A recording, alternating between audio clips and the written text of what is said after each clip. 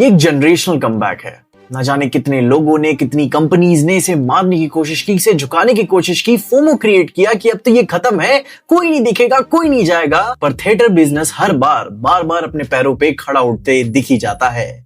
जहां पे जब टीवी आया था तो लोगों ने बोला था कि थिएटर्स खत्म हो गए, वीडियो ऑन डिमांड आया तब लोगों ने बता सिनेमा खत्म है, स्ट्रीमिंग आया तब तो लोगों ने बोला खत्म ही है भाई इस बार। एंड फिर worst of the worst Covid जब हिट हुआ तब तो भाई चिता को आग लगाने वाली तैयारी पे आ चुके थे कि अब तो कोई थिएटर जाएगा ही नहीं, क्यों जाएंगे लोग। लेकिन लोगों ने हर बार ही नहीं बल्कि बार बताया कि नहीं, मुझे सिनेमा देखना है और मैं सिनेमा हॉल में जाके पिक्चरें देखना चाहता हूँ। एंड अपने हर टाइम के साथ साथ सिनेमा में नए रिकॉर्ड सिनेमा में टूट ही रहे हैं, वो भी around the globe. Netflix, prime, भतेरी स्ट्रीमिंग सर्विसेज, कोई कितना भी कह ले कि कोई नहीं जाना चाहता थिएटर्स, लेकिन लोग जाते हैं देखने। एंड समय के साथ रिकॉर्ड्स और भी ज्यादा बड़े लेवल्स पे स्टैंडर्ड सेट करे ही के जा रहे हैं। जैसे कि चाइना तो अपनी चाइनीज मूवी के साथ अपने होम ग्राउंड में, डोमेस्टिक मार्केट में ही बवाल मचा रहा है, $1 बिलियन जैसी मूवीज दे रहा है। हॉलीवुड तो एक टाइम पे जो सबसे आगे परचम लहरा के आगे चल रहा था कि थिएटर बिजनेस तो हम खत्म ही कर देंगे, वहां से ही प्रोजेक्ट हेल मेरी, ओडिसी, ड्यून जैसी मूवीज ऐसे रिकॉर्ड्स तोड़ रही हैं, ऐसे रिकॉर्ड्स बना रही हैं कि एक साल पहले तक इसकी टिकट्स बिक चुकी हैं, ब्लैक में मिल रही हैं, हाउसफुल चल रही हैं, रिलीज के एक साल पहले तक, जिनमें से हम इंडियंस भी कोई पीछे नहीं है। कोविड के बाद से हमारा 1000 करोड़ का प्यार तो किसी भी मूवी को हम ऐसे दे देते हैं कि ले जा मुंडा, तू भी क्या याद रखेगा, 25 दिन में पैसा डबल। एंड ये हर 3-6 महीने में हमारे रिकॉर्ड्स टूट के और बड़े बेंचमार्क को सेट ही करते रहते हैं। उसी के साथ हमें नेक्स्ट कमिंग मूवी का भी अंदाजा हो जाता है कि आने वाली कौन सी नेक्स्ट मूवी है कि जो इसका भी रिकॉर्ड तोड़कर कौन आगे बढ़ेगी। तो इन्हीं सब चीजों को देखकर कौन ही कह रहा था कि भाई अच्छी पिक्चरें नहीं बन रही हैं। जहां अब वो अच्छा क्या बुरा क्या वो बात तो डिबेटेबल है, क्योंकि हर इंसान का टेस्ट अपना अलग होता है। लेकिन पिछले कुछ टाइम में मूवीज अपने क्वालिटी के साथ एलिवेट हुई हैं, पर उसी के साथ साथ सिनेमा को लेकर एक नीश कल्चर जो हमारे बीच में एग्जिस्ट करता था, वो अब एक पॉप कल्चर इवेंट में टेक प्लेस कर चुका है। जहां पे अभी आप ध्यान दो तो आप फिल्मों की टेक्निकलिटी के बारे में ज्यादा एजुकेटेड हो, आपको आईमैक्स की इज्जत के बारे में पता है, बेटर सिनेमा पिक्चर क्वालिटी के बारे में पता है, लोग उसके बारे में हसल कर रहे होते हैं कि मुझे अच्छा सिनेमा देखना है, अच्छे थिएटर्स में देखना है। फिल्म नहीं रिलीज होती तो उसके लिए लोग अपनी आवाज उठाते हैं, जो कि ऐसा पहले कभी नहीं हुआ करता था। जहां अभी हाल ही में अल्लू अर्जुन ने जब अपना नया मूवी थिएटर खोला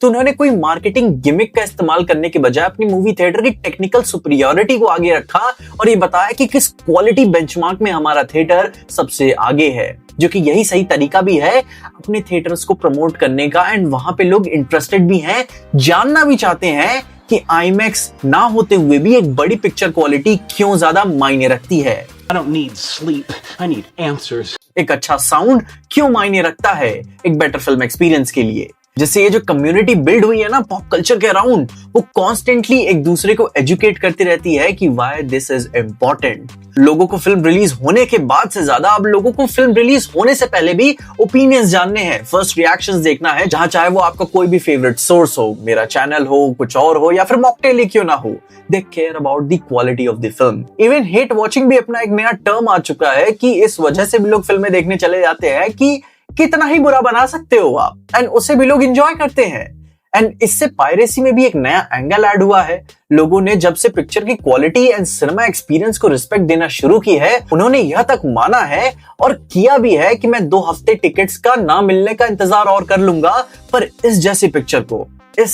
पिक्चर को पायरेट करके तो नहीं देखूंगा। क्योंकि our new generation, the Gen Z generation, respects and admires the cultural aspects of cinema watching. यहाँ तक कि मैंने लोगों को इतना भी वेट करते हुए देखा है कि जब स्ट्रीमिंग पे आएगी तब नहीं, जब ब्लूरे पे आएगी तब मुझे पूरी क्रिस्प क्वालिटी देखना है, मुझे 4K में देखना है। एंड ये सारी चीजें आ कहां से रही हैं? अपनी न्यू जनरेशन के सिनेमा में हासिल करने की वजह से। जहां पे अपने वैरायटी के एक आर्टिकल में उन्होंने ये शेयर किया कि उसमें उन्होंने माना कि Gen Z has become the most active cinema going demographic, और उसमें अभी सबसे स्पेशल नोटेबल चीज ये थी कि जेन ज़ी एक्सपीरियंसेस शेयर करते हैं, जिसमें हमारा कम्युनल एस्पेक्ट काफी स्ट्रॉन्ग वैल्यू रखता है, जो कि ये प्रूव करता है कि थिएटर्स अभी भी यंग ऑडियंसेस के लिए एक मोस्ट इंपॉर्टेंट सोशल डेस्टिनेशन बना हुआ है। विच मीन्स कि हमारे पिछले जनरेशन की तरह हम सिर्फ सर्वाइव नहीं करना चाहते, हम लाइफ जीना भी चाहते हैं।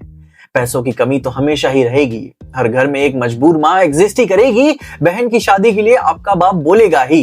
पर इसका मतलब ये नहीं है कि हम लाइफ जीना ही छोड़ दें। हम विंटेज कैमरास को वापस लाकर उससे एस्थेटिक बना के प्रमोट कर रहे हैं, रिकॉर्ड प्लेयर्स खरीद रहे हैं, सीडीज, डीवीडीज, ब्लू-रे के शौक रख रहे हैं, लोग 4-4 घंटे तक ट्रैवल कर रहे हैं अपनी फेवरेट मूवी एक्सपीरियंस को जीने के लिए, जहां चाहे भले ही उन्हें अकेला ही क्यों ना जाना पड़े, बट वो जाते हैं क्योंकि वो उनके लिए मायने रखता है।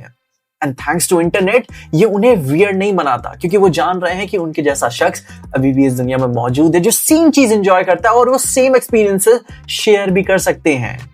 And this generation is not failing pop culture. तुम you are single handedly keeping every art alive. जहां मैंने कुछ टाइम पहले ये भी देखा था कि एक पिटीशन भी चल रहा था कि साइंस सिटी वाले आईमैक्स में ओडिसी चला दी जाए, जिसे मुझे देख के काफी ज्यादा खुशी महसूस हुई कि oh my God, people are actually fighting for this in India and for that you have my full support. मुझे अपनी कम्युनिटी पे भरोसा है,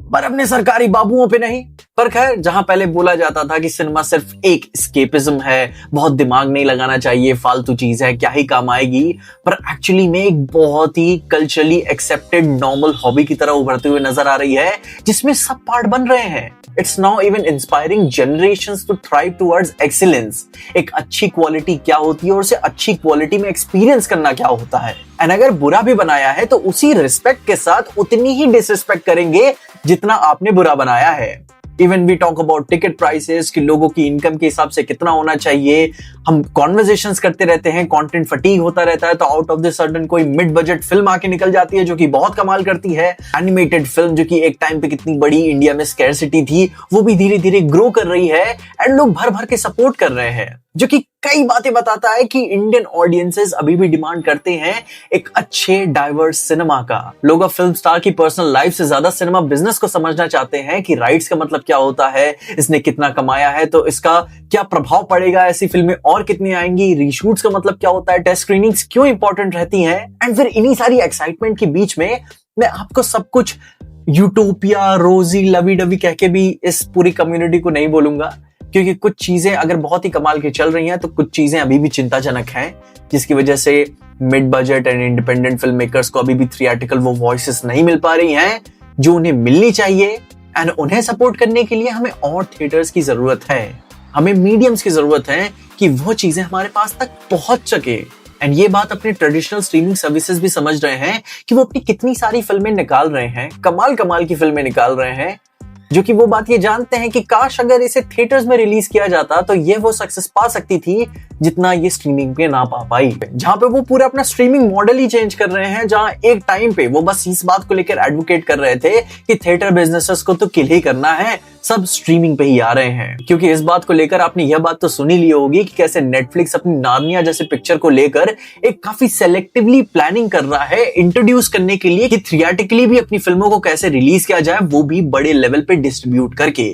एंड वहां पे भी वो 40 एंड 30 दिन वाला विंडो रखेंगे अपने स्ट्रीमिंग प्लेटफॉर्म पे लाने से पहले, which will in future inspire more movies, more filmmakers to demand this hybrid model अपने ट्रेडिशनल स्ट्रीमिंग प्लेटफॉर्म्स पे भी कि हमें थिएट्रिकल रिलीज चाहिए, वो भी बड़े लेवल पे, कि एटलीस्ट एक मौका तो दो हमारे पिक्चरों को थिएटर्स में रिलीज करने का।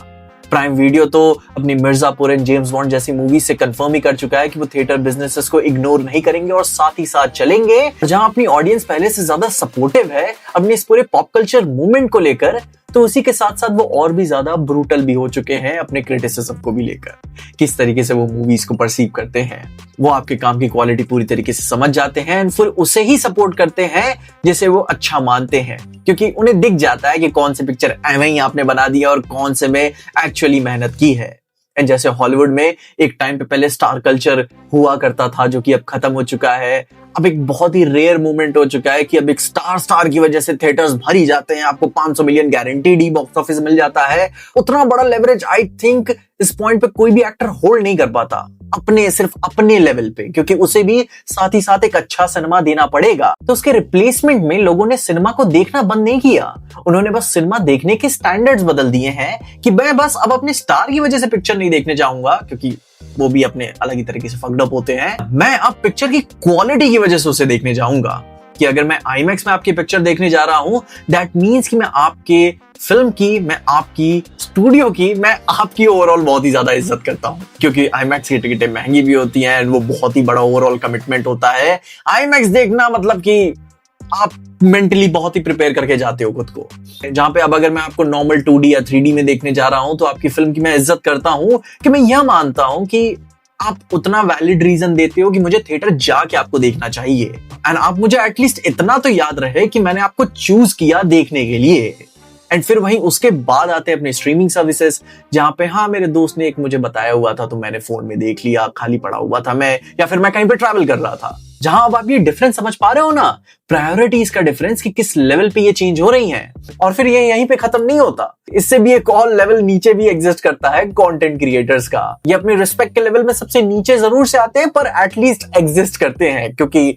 हम भी वीडियोस बनाकर ही तो आपको दे ही रहे हैं, जिसमें जैसे आप रील बनाने वाले लोगों को रीलर्स कह के बुलाते हो, तो आप समझ ही जाते हो कि आप उतनी ही रिस्पेक्ट देते हो उन लोगों को और याद करके नहीं रखते। अगर बहुत थोड़ा सा अगर आप थोड़ा इंपॉर्टेंट और मानते हो, तो थोड़ा हॉरिजॉन्टल वीडियो देख के थोड़ी सी इज्जत दे देते हो कि चलो ये ऐसा तो बंदा है कि मैं इसके ओपिनियन सुनना चाहता हूँ। एंड फिर उसके बाद आता है अपना नेटफ्लिक्स, प्राइम जैसे ट्रेडिशनल स्ट्रीमिंग सर्विसेज, जिसकी आप इज्जत देते हो एंड दिल में कमिटमेंट भर के रखते हो कि चलो ये शो या मूवी देखना है, एंड मैं ये एक्सपीरियंस करने से ज्यादा इसका पार्ट बनना चाहता हूं और इसे पूरा करना चाहता हूं। एंड ठीक उसी की तरह थिएटर्स में जाना, IMAX में देखना इज लाइक कि मैं आपको पीक रिस्पेक्ट दे रहा हूं। तो it's not just about pop culture, it became more about moments you don't want to miss. ये उन मोमेंट्स के बारे में बन गया है जो आप अपनी लाइफ से गायब नहीं होने देना चाहते। And because of this community जो हमने बिल्ड करी हुई है साल दर साल से, वो आपको हमेशा ही सपोर्ट करती रहती है कि आपके अंदर का जो बच्चा है वो बड़े होने के साथ जिम्मेदारियों के बोझ में आकर मर ना जाए। हाँ भाई, मेरे ऐसे ड्रामे तो चलते ही रहते हैं, बट यस इट्स इंपॉर्टेंट ना कि आपको किसी ने बोल दिया कि क्या फालतू चीज है, क्यों ये ट्रिविया याद रख रहे हो, ये टेक्निकलिटीज के बारे में क्यों समझ रहे हो, हमारी ब्लूरीज, कॉमिक्स एंड पिक्चर क्वालिटी की क्यों ही परवाह कर रहे हो। क्योंकि पहले इसे बकवास मानकर लोग अपनी लाइफ में मूव ऑन कर जाते थे, पर अब वो समझते हैं कि नहीं, एक्चुअली में जिस चीज के बारे में मैं रात के 2-2 बजे तक रिसर्च करता रहता हूँ, फिगर आउट करता रहता हूँ कि एक्चुअली में मेरी हॉबी क्यों मुझे अलाइव रहने में मदद करती है,